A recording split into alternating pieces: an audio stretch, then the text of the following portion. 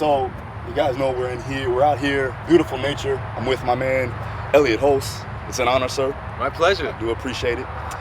So I want to go over some series of questions that I've been kind of dying to ask you.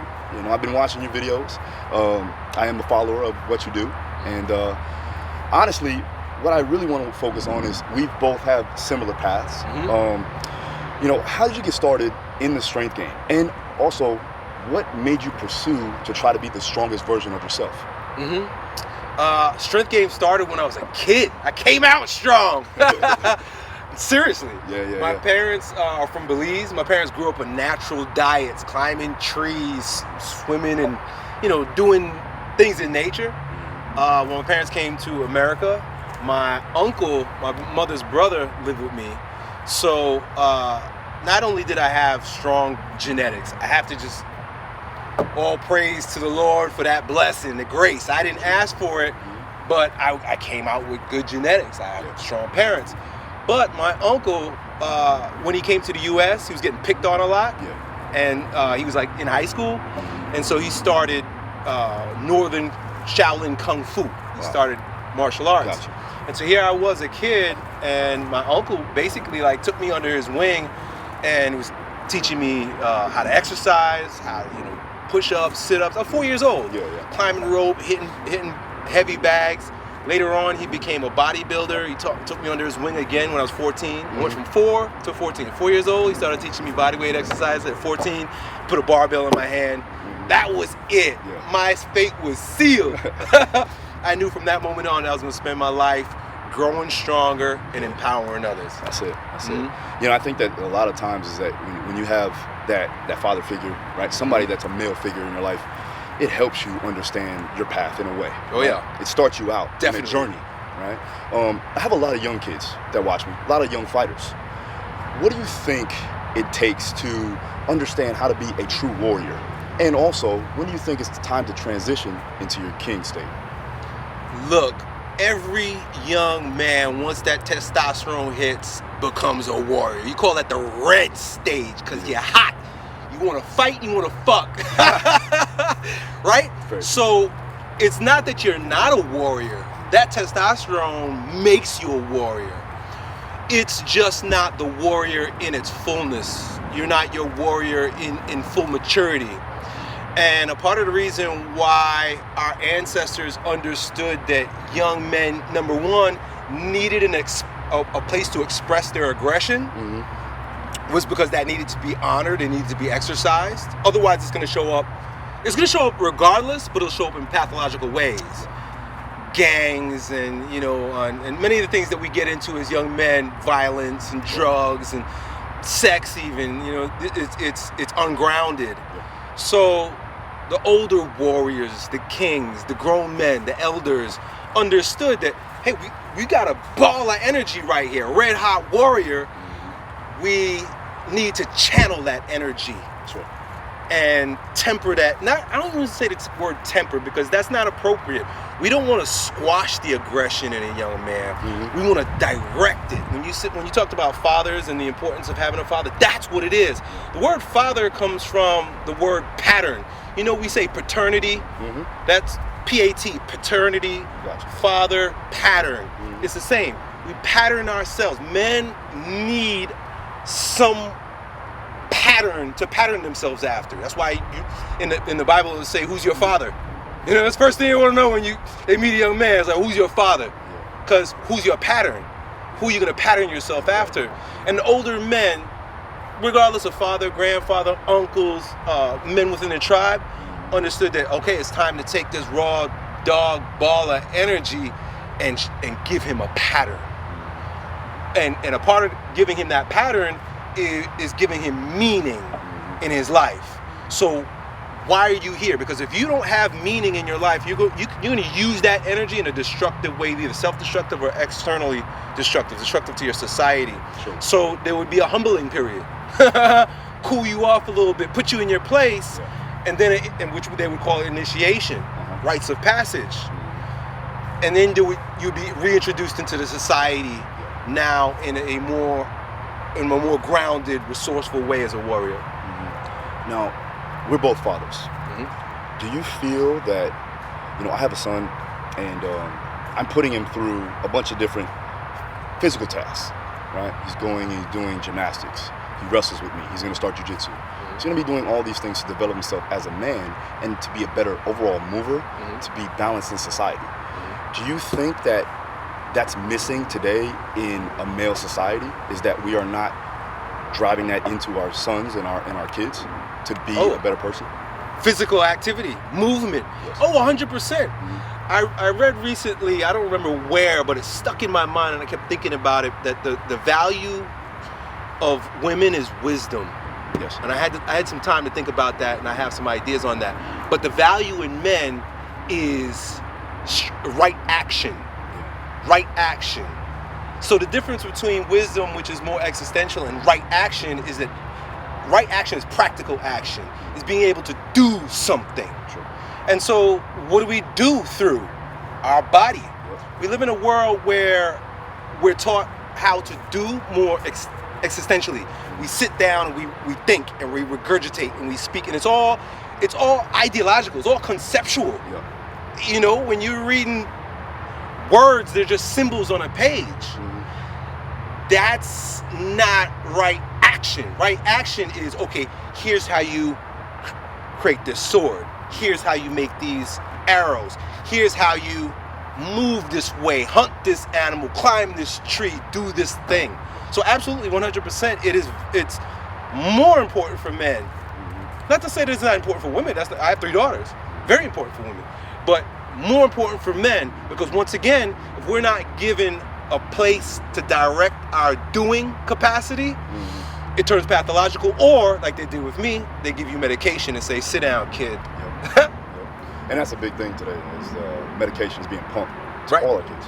And at the end of the day, they have an addictive mindset in the wrong ways. I believe you can be addicted to positive things. In my opinion, I was addicted to getting better, to achieving more, to getting stronger, being faster, to being a better fighter, to being a better football player. Whatever the case I was doing, I was trying to get better, and I was addicted to that. Yeah. I think at the end of the day, you have to either get that pushed on you, or it needs to be something that was already placed in you when you were born. When it comes down to mental toughness, this gets thrown around a lot. And a lot of times people say, oh, we're trying to develop mental toughness. Coach is trying to develop mental toughness with the high school football team or whatever.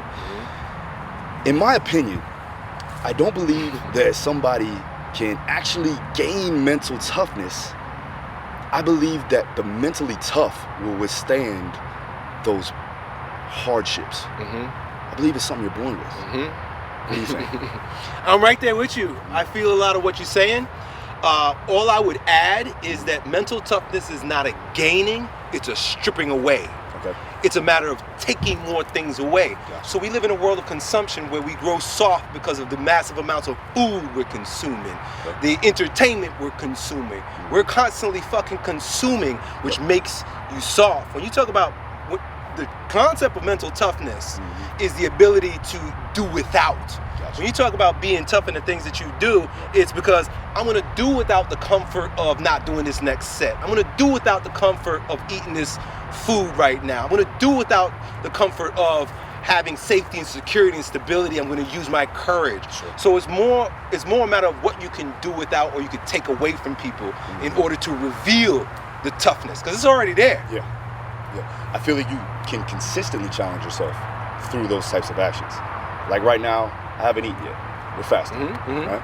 It's one small part of me stripping away something that usually people get. Right? I could just easily go and buy a burger or something like that. But at the end of the day, I need to keep that edge. Yeah. Right? Hungry. I'm hungry. I'm always hungry.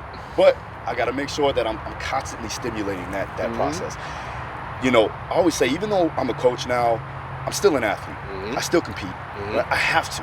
I told my wife the other day, I said, I gotta go compete in this powerlifting meet because I have to test myself physically, mentally, physiologically, psychologically, whatever the case. I need to test myself because I need to know that it's still there. The fire's still inside me. And a lot of fighters, when they stop fighting, they're lost. A lot of athletes, when they stop doing it, they're lost. They don't know what to do. What do you think is a good transition, in your opinion, when you're that athlete or that fighter, whoever it is?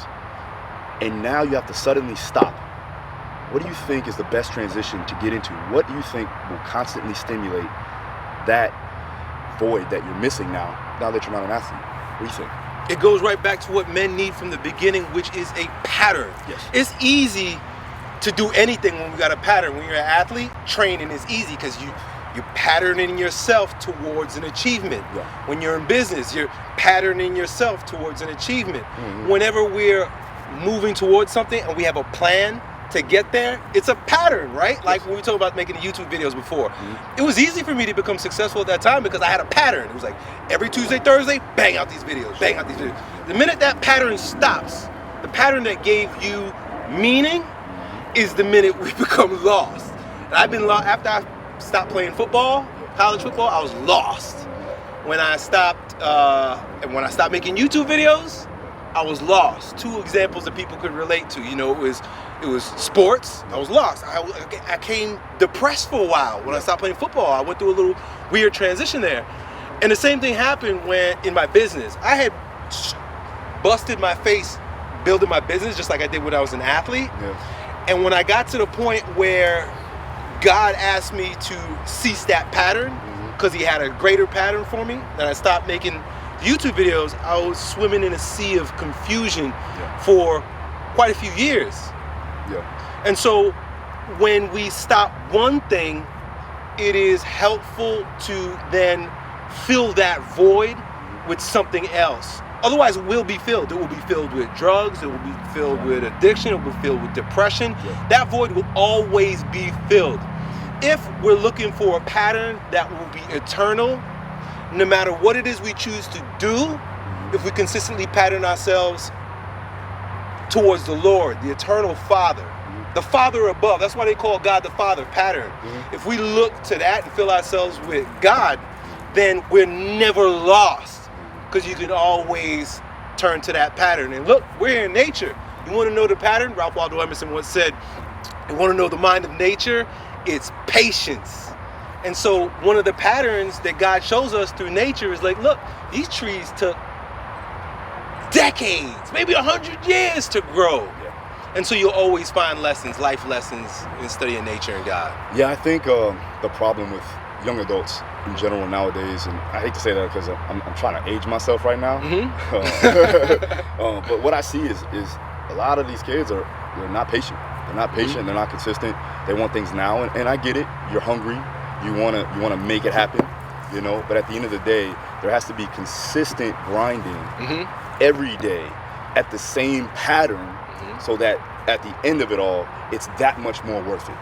You know, I think that with struggle comes an ultimate reward. Oh yeah. You know, what they say, if it's not hard, it's not worth it. You know what I mean? And everything in life, if it's going to be something that's worthwhile, you need to go through something. Yeah. You know, you need to go. So with that being said, I think that these kids need to be patient.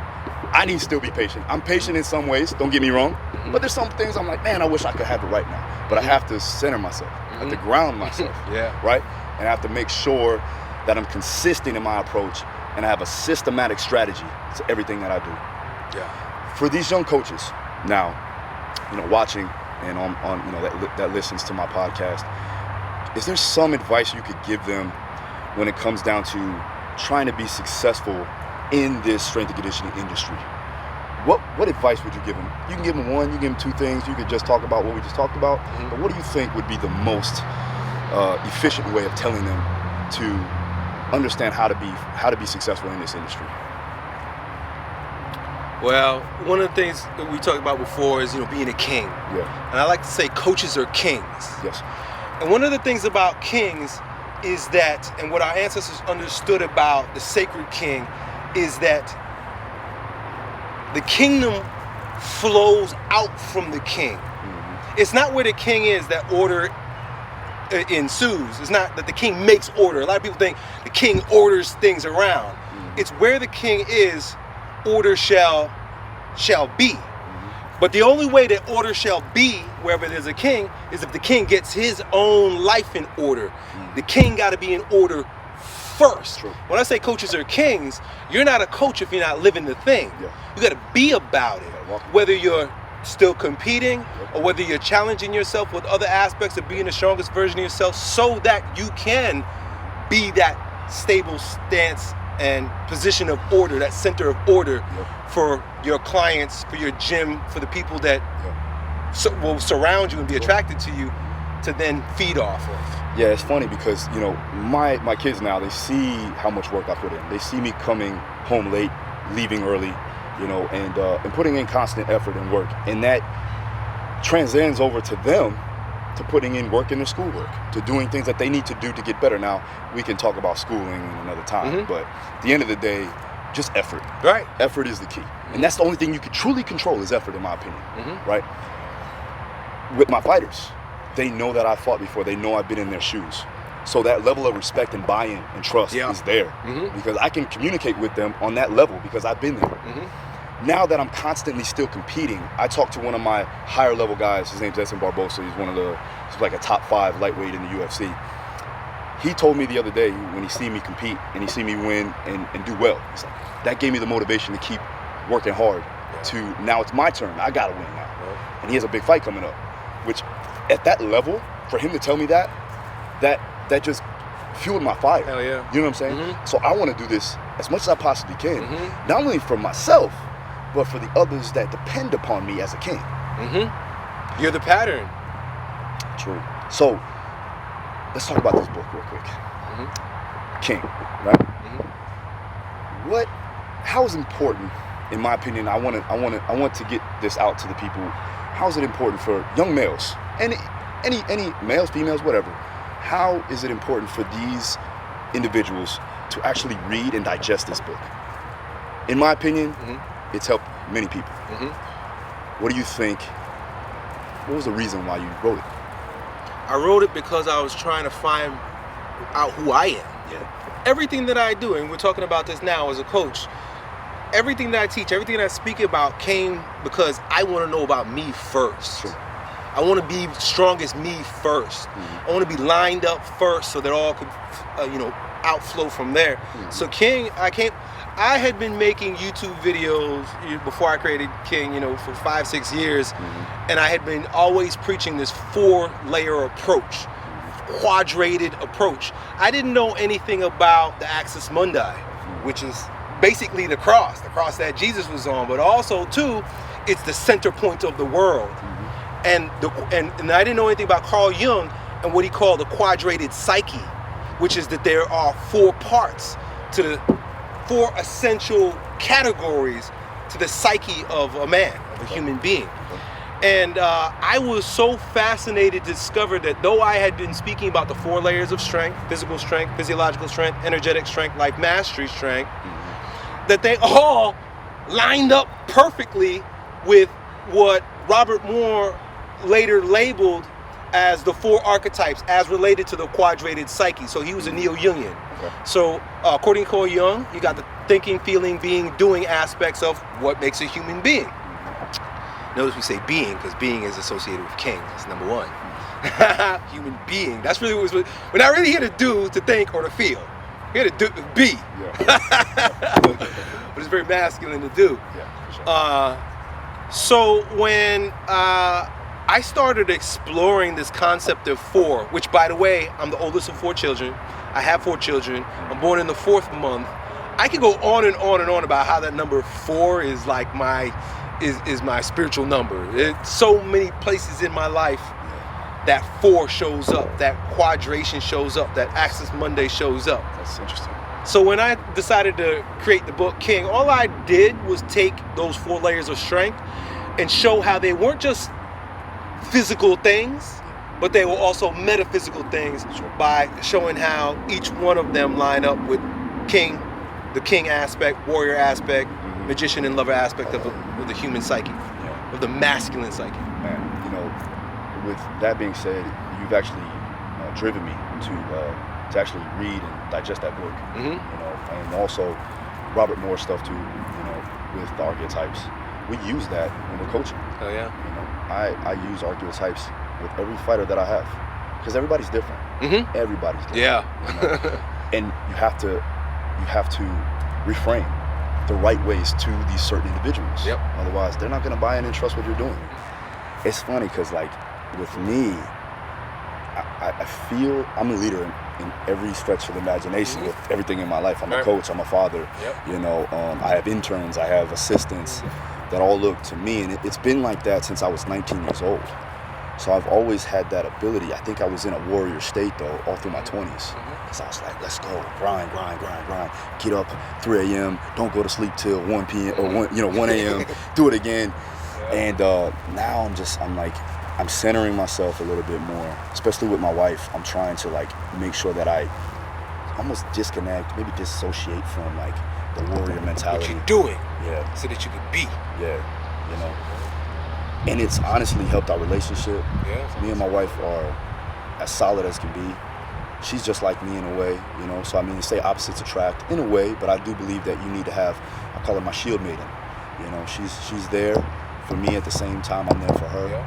And we're a good team, you know, so that's a good thing. But and the same thing with my kids, man. I'm trying to be a positive role model, doing action-based stuff so that they can see it, you know. But it's I think a lot of it has to do with me being that leader since I was a kid. I've always been a captain of my teams. Yeah. You know, so it's been instilled in me a little bit, and then it just metastasized. So I also like the work of Wilhelm Reich, where he talks about character structure and the physical body, and how the body takes on the physical manifestation of the psychological character. You look like who you are, what you are. It's crazy. And so according to him, there's schizoid, oral, masochist, I'm missing one right now. Oh, and phallic narcissist. I like to take those and match them up to because there's 4. Yeah. There's basically 4. Yeah. I like matching them up to the archetypes also too. True. Okay. And you look like a king. Kings are usually like the masochist, usually thick, build, or big. Usually physically strong, dominating.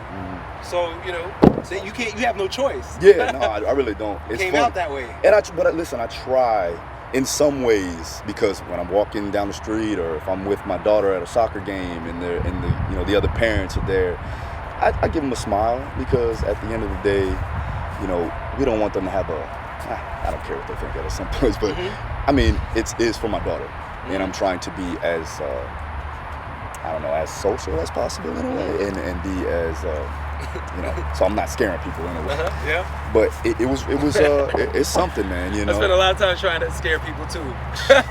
It's not worth it, because that's not what God called you to be. Yeah. And I fake humility. That's what I call it. I try to bite my tongue, be a nice guy, be more congenial, get along a little bit better, and that does nothing but deaden the spirit. At least in me, I've discovered I just gotta be loud. I just gotta talk my mind. I just gotta be me. If you don't like it, let it be. So with that being said, I truly appreciate you bringing me out here. Yeah, man. And I thank you again for all that you've done for this strength industry, and for everything that you put out on YouTube. Awesome, man. You paved the way for guys like myself, and I thank you for it. My pleasure. All right. Thanks, guys.